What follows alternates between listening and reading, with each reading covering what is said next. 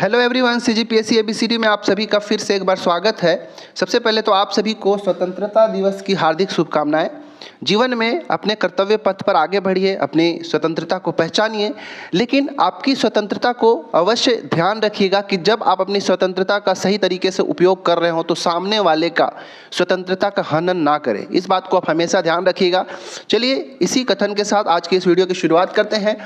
और अगर आप सीजी पुलिस की तैयारी कर रहे हैं तो ये वीडियो आप सभी के लिए बहुत ज़्यादा इंपॉर्टेंट हो जाता है।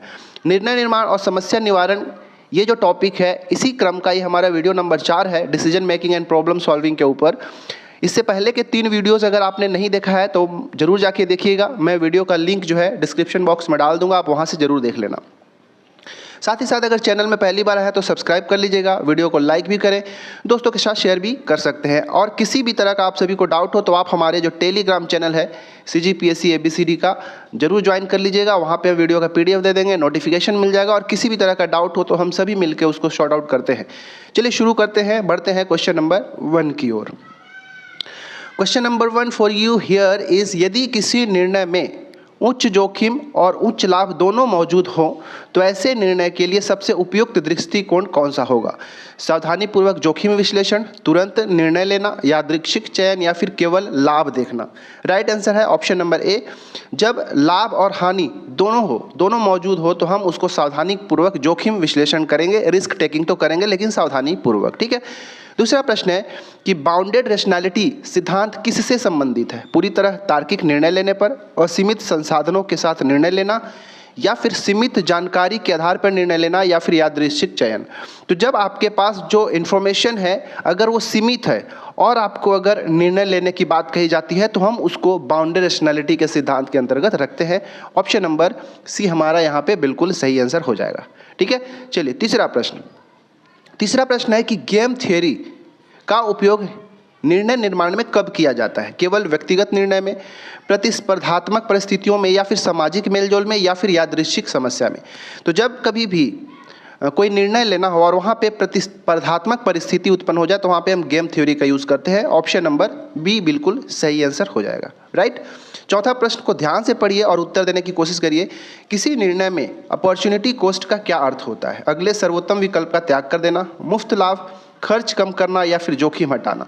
तो अगले सर्वोत्तम विकल्प है उसका त्याग कर देना ही अपॉर्चुनिटी कॉस्ट कहलाता है, ठीक है। चलिए 5वां प्रश्न की ओर बढ़ते हैं। प्रश्न है कि रणनीतिक निर्णय मुख्य रूप से किस अवधि के लिए किए जाते हैं? दीर्घकालिक, अल्पकालिक, तुरंत, या फिर साप्ताहिक? तो जब हमको बहुत दूरदृष्टि होना पड़ता है, जब हमको दूर की बात को सोचकर अगर निर्णय लेना हो तो हमेशा रणनीतिक निर्णय ही होना चाहिए। ऑप्शन नंबर ए, दीर्घकालिक अवधि के लिए ही रणनीतिक निर्णय लिया जाना चाहिए। 6वां प्रश्न है, निर्णय निर्माण में एंकरिंग बायस का क्या अर्थ होता है? निर्णय को टालना, सभी विकल्पों का समान मूल्यांकन करना, प्रारंभिक जानकारी पर अत्यधिक निर्भरता होना, या फिर केवल त्वरित निर्णय के लिए? तो एंकरिंग बायस का अर्थ ये होता है कि जब प्रारंभिक जानकारी हो अगर उस पर हमारी अगर अत्यधिक निर्भरता है तब हम उसको एंकरिंग बायस के अर्थ में रखते हैं, ठीक है। तो 6 प्रश्न हो गए। चलिए 7वां प्रश्न देखते हैं।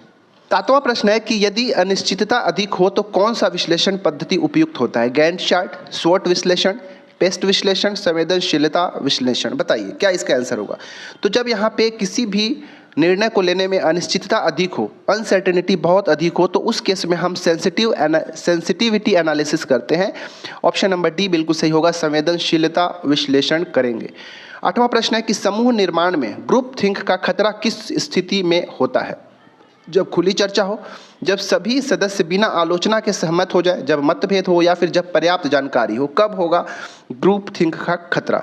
देखिए ग्रुप थिंक का मतलब ये होता है कि जब जितने भी ग्रुप में हैं सब एक ही तरह के सोचने लगे, किसी में कोई भी वाद विवाद हो ही नहीं, कोई उसको अपोज ही नहीं कर रहा है, तो नए नए आइडियाज़ कैसे मिलेंगे? तो उस केस में हम उसको ग्रुप थिंक का खतरा कहते हैं, डेंजर ऑफ ग्रुप थिंक कहते हैं। तो जब सभी सदस्य बिना आलोचना के ही किसी बात पे सहमत हो जाए तो ये ग्रुप थिंक खतरा होता है। और वाकई में निर्णय जब लेना होता है तो इस तरह का खतरा बहुत ही ज़्यादा डेंजर होता है, क्योंकि जब बहुत सारे लोग डिसीजन लेते हैं, अपने अपने तरीके से सोचते हैं, तो पॉसिबिलिटी ऑफ परफेक्ट डिसीजन ये बढ़ जाता है, ठीक है, एकदम सही निर्णय होने की चांसेस बढ़ जाता है। लेकिन जब सब एक ही तरह से सोचने लगेंगे तो वहाँ पे ग्रुप थिंक का खतरा बन जाता है, ठीक है। चलिए 9वां प्रश्न देखते हैं। 9वां प्रश्न है कि कॉस्ट बेनिफिट एनालिसिस का उपयोग किस लिए किया जाता है? निर्णय के लाभ और लागत की तुलना के लिए, केवल लाभ देखने के लिए, केवल खर्च देखने के लिए, या फिर जोखिम घटाने के लिए? बताइए। राइट आंसर ऑप्शन नंबर ए कि निर्णय के लाभ और लागत की तुलना करने के लिए कॉस्ट बेनिफिट एनालिसिस किया जाता है। ऑप्शन नंबर ए यहाँ पे सही आंसर हो जाएगा। 10वां प्रश्न है कि किसी संगठन में दो विभागों के बीच संसाधन बांटने का निर्णय किस प्रकार का निर्णय है? सामरिक निर्णय, व्यक्तिगत निर्णय, रणनीतिक निर्णय, या फिर भावनात्मक निर्णय? क्या इसका आंसर है? ऑप्शन नंबर ए, यह एक तरह का सामरिक निर्णय के अंतर्गत आता है। चलिए 11वां प्रश्न।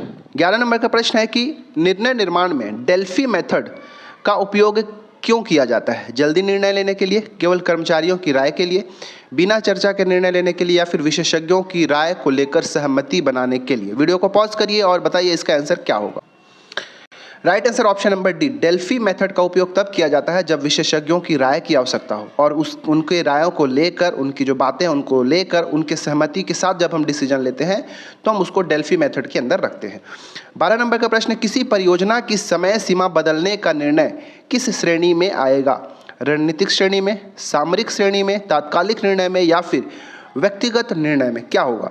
तो सामरिक श्रेणी के अंदर ही ये भी रखा जाएगा। किसी परियोजना की अगर समय सीमा बदलना है तो उसको हम सामरिक निर्णय के अंदर रखेंगे। ठीक है, चलिए 13 नंबर का प्रश्न है कि जीरो बेस्ड थिंकिंग का क्या अर्थ होता है? बिना सोच के निर्णय लेना, केवल डेटा पर आधारित निर्णय, अगर आज फिर से शुरू करना पड़े तो क्या वही निर्णय लेंगे ये सोचकर, या फिर जोखिम रहित निर्णय लेगा? ये बहुत अच्छा इंपॉर्टेंट प्रश्न है। याद रखिए कि जीरो बेस्ड थिंकिंग का क्या मतलब होता है, कब इसका लेना होता है इस तरह का डिसीजन। देखिए, जब कई बार आप डिसीजन ले चुके होते हैं, ठीक है, लेकिन फिर से वो बार बार ये लगे कि अगर हम आज फिर से इस डिसीजन को लेने के लिए डिस्कशन कर रहे हैं तो क्या हम फिर से वही निर्णय पर पहुंचेंगे जो हम पहले ले चुके हैं?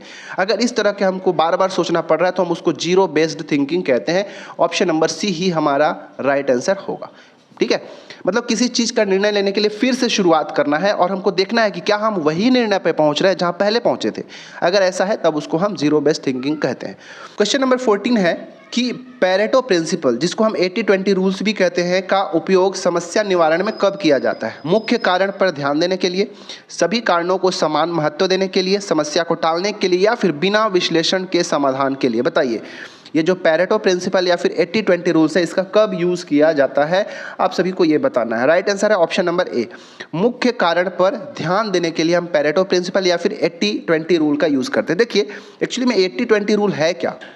इसको हम अगर कोई हमको डिसीजन लेना है तो 80-20 रूल में हम बांट सकते हैं, समझते हैं। मतलब सिंपल से इसका मतलब ये है, जो 20% जो कॉज या एफर्ट होता है, मतलब 20% एफर्ट लगाओ और 80% हमको क्या उसका इम्पैक्ट देखने को मिलेगा। ठीक है, क्या बोल रहा हूँ कि 20% ही एफर्ट लगाओ और 80% इफेक्ट देखने को मिलेगा। इसी को हम 80-20 रूल्स कहते हैं, याद रखना है। ठीक है, तो इसका आंसर है ऑप्शन नंबर ए। 15 नंबर के प्रश्न को देखते हैं। प्रश्न है कि PDCA साइकिल में सी का क्या अर्थ होता है? ये भी एक बहुत ज़्यादा इंपॉर्टेंट प्रश्न हो जाता है और इससे पहले जो हम 80-20 रूल्स देखे वो भी इंपॉर्टेंट है। ठीक है, तो ये प्रश्नों को बहुत ध्यान रखिएगा। अच्छा, PDCA साइकिल में सी का क्या अर्थ होगा? पहले हम PDCA साइकिल को समझ लेते हैं कि है क्या। देखिए, ये जो PDCA साइकिल है इसको हम सी वर्ड साइकिल भी कहते हैं। क्या कहते हैं? सी वर्ड साइकिल। ठीक है, ये सी वर्ड साइकिल या PDCA साइकिल या फिर इसी को डेमिंग साइकिल भी कहते हैं। एक और याद नाम रखिए, सब तीनों के तीनों सेम है। क्या कहते हैं? और इसको डेमिंग साइकिल।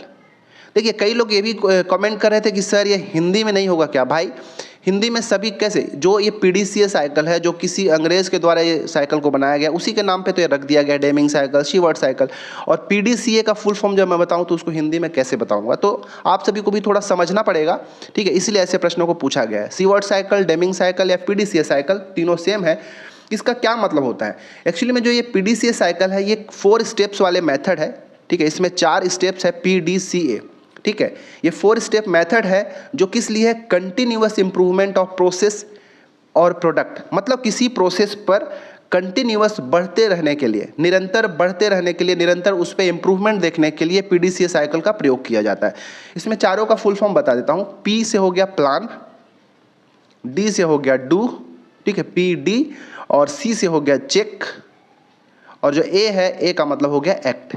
ठीक है, तो ये 4 जो लेटर दिए थे उसका फुल फॉर्म क्या हो गया, plan do check and act, PDCA का फुल फॉर्म। तो यहाँ पे सी का पूछा है, मतलब ऑप्शन नंबर डी सही हो जाएगा, चेक इसका राइट आंसर हो जाएगा। ठीक है। 16वां प्रश्न है कि यदि समस्या का कारण स्पष्ट न हो तो कौन सी पद्धति सबसे उपयुक्त होता है, root cause analysis, Gantt chart, स्वोट विश्लेषण और बेंचमार्किंग। ये प्रश्न तो मैं पिछले वीडियोस में भी करा चुका हूँ। इसका राइट आंसर है option number A, root cause analysis. ठीक है। जब किसी भी समस्या का हमको कारण ही स्पष्ट ना हो तो हम सबसे पहले रूट कॉज एनालिसिस करते हैं, ताकि हम ये पता करें कि सबसे बेसिक, सबसे मेन कॉज क्या है उस समस्या का। ठीक है। चलिए बढ़ते हैं 17 नंबर के प्रश्न में। प्रश्न है कि फॉल्ट ट्री एनालिसिस का उद्देश्य क्या होता है।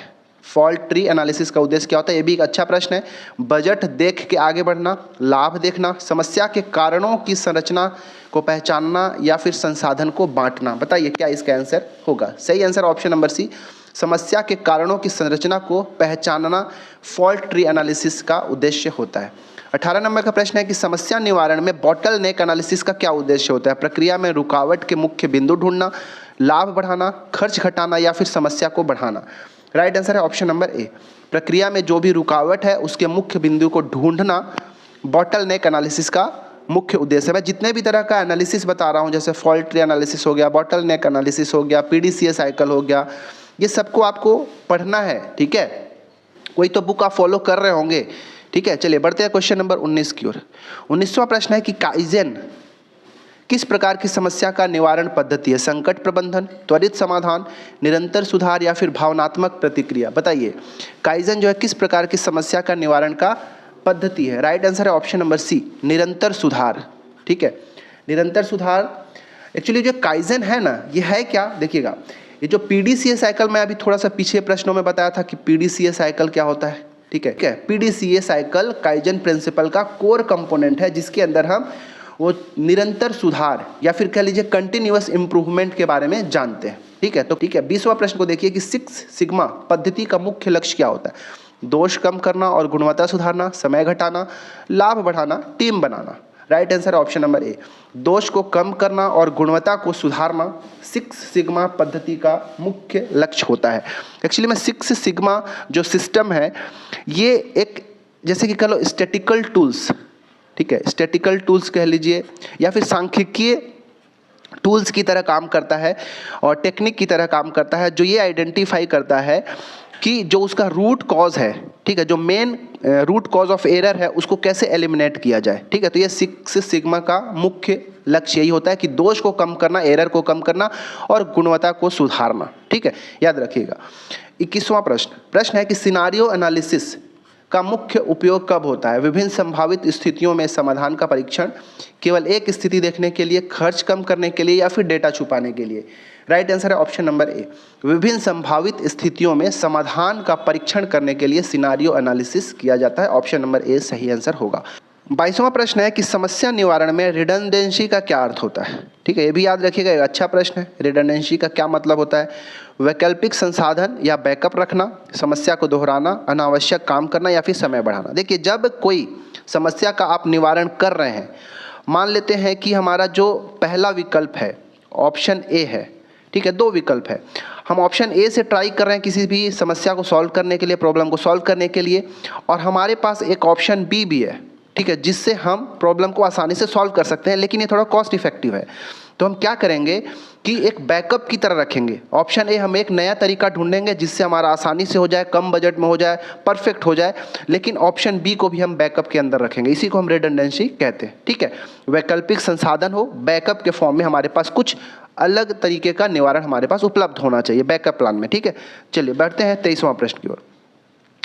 बेंचमार्किंग का क्या अर्थ होता है, समय को घटाना, सर्वश्रेष्ठ प्रथाओं का तुलना करना, यादृच्छिक समाधान या फिर समय को टालना। बताइए बेंचमार्किंग क्या होता है। ये भी एक अच्छा प्रश्न है। प्रॉब्लम सॉल्विंग के अंदर बेंचमार्किंग का उपयोग किया जाता है। तो इसका राइट आंसर है ऑप्शन नंबर बी, सर्वश्रेष्ठ प्रथाओं से तुलना करना। जो पहले से प्रॉब्लम सॉल्विंग का, ठीक है, जो पहले से प्रॉब्लम सॉल्विंग के जो मेथड्स चले आ रहे हैं, ठीक है, और हमारे पास कोई मान लो कोई न्यू मेथड ऑफ सॉल्यूशन है, तो हम इस न्यू वाले से तुलना करेंगे, कंपेयर करेंगे कि जो पहले से जो प्रॉब्लम सॉल्विंग के मेथड्स है वो ज़्यादा बेटर है कि जो नया वाला है वो बेटर है, उसी से कंपेयर करना। तो इसी को हम बेंचमार्किंग कहते हैं। तो हमारा ऑप्शन नंबर बी सही आंसर हो जाएगा। 24वां प्रश्न है कि यदि समस्या का असर पूरी प्रणाली पर हो तो किस प्रकार का समाधान चाहिए। ठीक है, सिस्टम स्तरीय समाधान, अस्थायी समाधान, व्यक्तिगत समाधान या फिर भावनात्मक समाधान। तो जब पूरे हमारे सिस्टम पर भी उसका इफेक्ट दिखने वाला है तो हम पूरे सिस्टम स्तरीय समाधान की हम बात करेंगे ना भाई। तो ऑप्शन नंबर ए ही बिल्कुल सही आंसर हो जाएगा। चलिए 25वां और 26वां मात्र 2 प्रश्न, रेस्ट ऑफ 2 और मतलब 2 प्रश्न और रह गए हैं, 25वां और 26वां। इसको सॉल्व करिए। प्रश्न नंबर 25 है कि रिस्क मिटिगेशन प्लान का क्या उद्देश्य होता है। समस्या को बढ़ाना, समय घटाना, लाभ घटाना या फिर संभावित जोखिम को कम करना। रिस्क मिटिगेशन प्लान, इसका क्या अर्थ होता है। तो जो भी संभावित, जो भी पॉसिबल रिस्क है, जोखिम है, उसको कम करना ही रिस्क मिटिगेशन प्लान कहते हैं।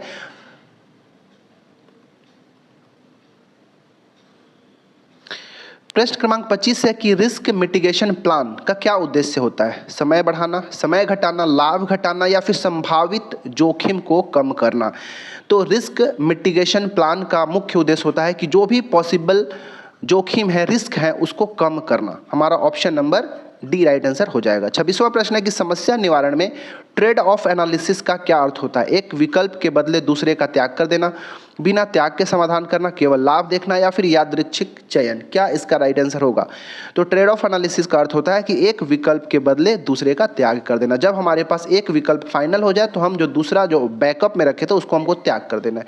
इस तरह का इसको हम ट्रेड ऑफ एनालिसिस कहते हैं। तो इस प्रकार आज के इस वीडियो में हमने टोटल 26 MCQ क्वेश्चंस को देखा। ठीक है, उम्मीद है आप भी टेस्ट की भांति इसको शुरू से लेके लास्ट तक जुड़े रहे होंगे और कमेंट करिएगा कि 26 में से आपका कितना सही होता है।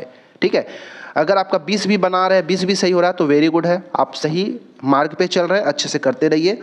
इसके बाद नेक्स्ट वीडियो जो है आपको कौन से टॉपिक पे चाहिए कमेंट करके जरूर बताइएगा। अभी मैं सोच रहा हूँ कि कंप्यूटर के वीडियोस लेकर आ रहा हूँ। कमेंट करके बताइए कि कंप्यूटर का जो भी सिलेबस होता है, सीजी व्यापम का या फिर सीजी पुलिस का हो गया या फिर सीजी अमीन पटवारी का हो गया, जो उसमें कंप्यूटर का सिलेबस तो सबका सेम ही होता है।